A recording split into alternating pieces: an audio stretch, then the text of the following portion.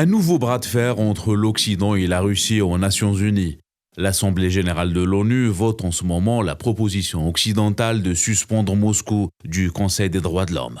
Les États-Unis voient la suspension de cette institution comme une réponse diplomatique aux opérations militaires menées en Ukraine depuis le 24 février passé et en réponse aux événements de Boutcha, auxquels la Russie avait nié toute responsabilité, estimant que les faits exposés étaient une mise en scène.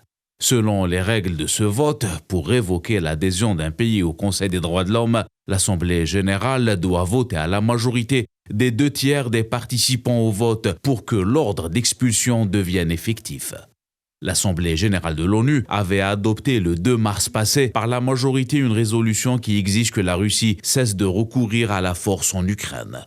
Le vote a été marqué par l'abstention de 35 pays contre 141 pays qui ont approuvé le texte.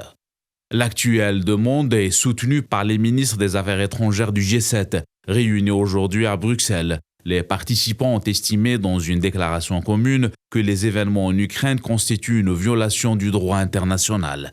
Une démarche diplomatique qui s'ajoute aux pressions économiques menées par l'Occident sur la Russie avec un 5e ensemble de sanctions qui, pour la première fois, comporte des mesures dans le secteur de l'énergie, avec un embargo sur les achats du charbon russe.